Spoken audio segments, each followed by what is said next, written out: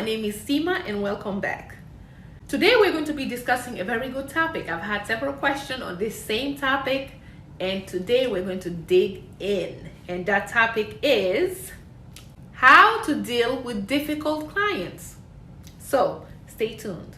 And just so you know, I'm saving my best tip for last. So stay throughout the video and wait to hear the last tip. Here we go. Okay, I have 6 tips for you to use when dealing with a difficult client. But before starting to list these tips, I want you to use this technique that I'm about to explain. Separate the client from the behavior. An example, if you have a client who lies, instead of calling the client a liar, and you don't have to say this in their face, even in your head, or there goes the client who lies, or there goes the liar, or there goes the bipolar client, or there goes whatever. Try to separate the client from the behavior.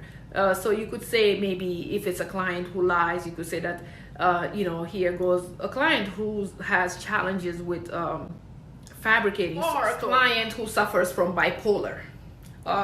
Just separate the person, the client, from the behavior. By doing this, you will begin to realize and notice that you're seeing the person for who they are and not their behavior or their action, and you're separating what that is, because they may be screaming or yelling, and that may be because that's what they know, that's what they've been taught, that's what they've seen. So not using that against them and trying your best to listen to their problems would help a lot. If you can do this, separate the person, the client, from the behavior, I can assure you that life will be easier for you in the field of social work, because we're always dealing with clients and they all have their own issues. But if you can master separating the behavior from the client, I can assure you that it becomes easier. You're not going to panic, or you understand that,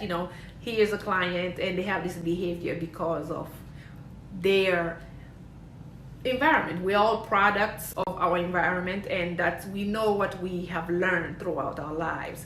So here goes the tips to dealing with difficult clients. Tip number 1, maintain your composure. Do not allow your feelings to get in the way. Remind yourself who is the professional here, and that is you. And the client is the client.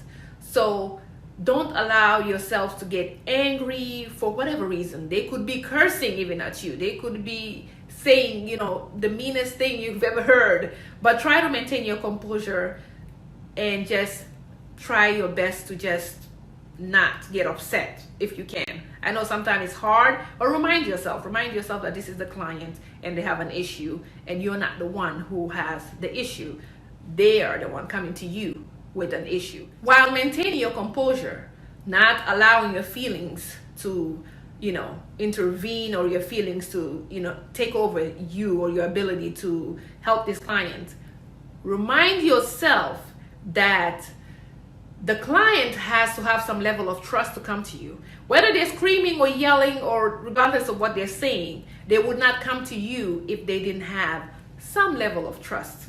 So whether they're screaming or, cursing, because I know I've also had my experiences with, difficult clients, but remind yourself of that. They're coming to you because they do see you as a professional and they need help for whatever reason that is. So keep that in mind when helping a difficult client. Tip number 2, listen attentively. Listen to the client attentively. By this I mean, listen to the client without interrupting them. Listen to the client by acknowledging what they're saying. And you could do this by nodding your head if they're in front of you. If they're over the phone, you could say something as simple as "I'm listening," but also know when to say these things. You don't want to interrupt them while they're talking. Practicing use of silence is something that sometimes could be challenging for some, and that's just literally just not saying anything while they're talking. If the client is in front of you, and they can pick up on this by the way you're looking at them, nodding your head, they could pick up on these cues and understand and know that you're listening. Tip number 3 is paraphrase. We've all gone, some of you are in social work school, some of you have graduated. We know the skills on how to paraphrase. I'll use an example. If a client comes to you and tells you, I'm upset, I'm angry, I don't like the way they're treating me at this agency, or I'm not happy, I don't feel like they're helping me. You can say to the client, what I hear you say is that you're not happy with the way you're receiving services at this agency, or you're not satisfied with the way service is being delivered to you. This gives an opportunity to the client to correct you if they feel like what you just paraphrase or what you just said is not what they meant. It allows them to correct you, or acknowledge that what you're saying is in fact what they said, and it allows that interaction between the two of you. What tip number 3 also can do is actually help in de-escalating and bringing the tension down. So let me say it's a client who came that was very heated or is on the phone and upset. They have to take the time to, when they finish talking, to actually listen to you paraphrasing, and that allows them to take some time just to cool down and listen to what you're saying. So it's another technique you use to bring the client back down to baseline, or most of the time it works, so try it. Tip number 4, offer an instant solution. Yes, I know this sounds a little bit crazy. Maybe you're like, how do I do that? How do I offer an instant solution? Yes, you can. An instant solution does not have to be something out of the ordinary.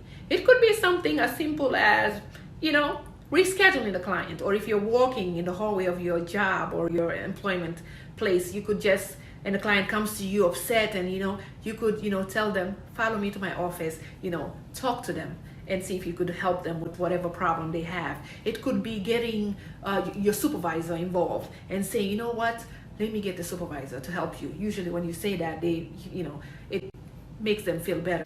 A solution can be validating their feelings.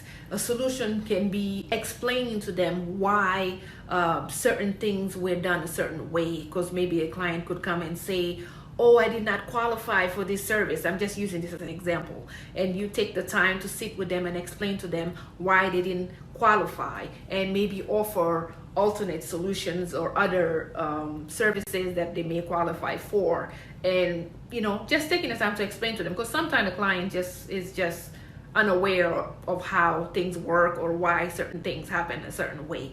So taking the time to explain to them why certain things happen a certain way, why they may have received a certain response or a result from a service they received, explaining that to them sometimes helps the client understand the other side, because sometimes clients are just human beings, and sometimes it may just be a misunderstanding.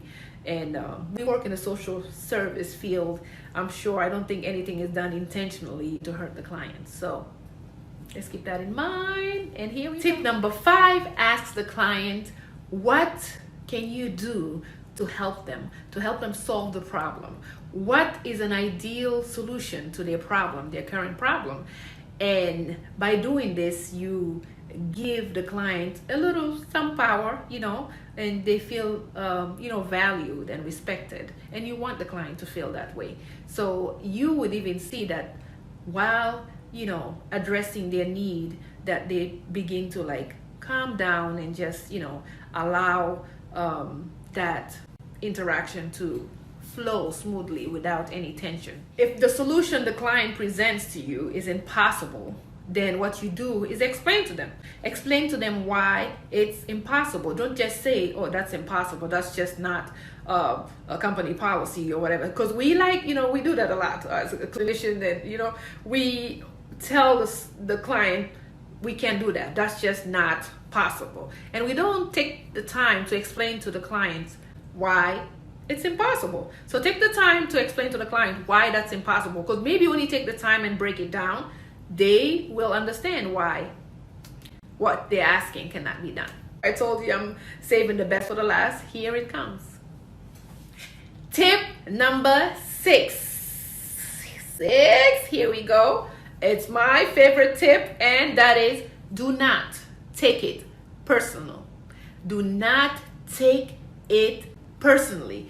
We struggle with this, and I've been there, and I realized that once I began not taking clients' concern, situation personally, I started seeing them as, you know, human beings and respecting them and not associating them with their behavior. And once you master this, a client could come to you and even insult your whole family or whatever they do, and you would not take it personally, because you would understand that they are human beings, they're clients, and they're upset, and whatever they're going through has nothing to do with you. And also remind yourself, by taking things personally, you are presenting yourself as a clinician, social worker who is unprofessional. You don't want to be that social worker who is, you know, who takes things personally, and you're either angry or, you know, upset. Clients pick up on this and they're coming to you for help. You know, you want to provide them with that help and give them that nurturing environment and help them with their problem. So smile, and if they're upset, of course, don't smile if they're angry either. Just, you know, be yourself and help the client. There goes the 6 steps to follow when dealing with clients with challenges or concerns, but some call them difficult clients.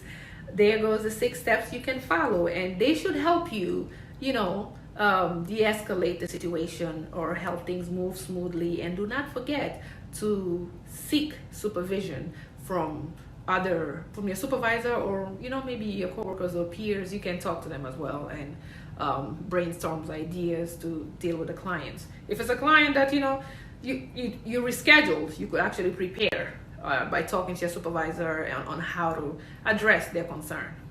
Thanks for watching. I appreciate your support, and stay tuned for the next video.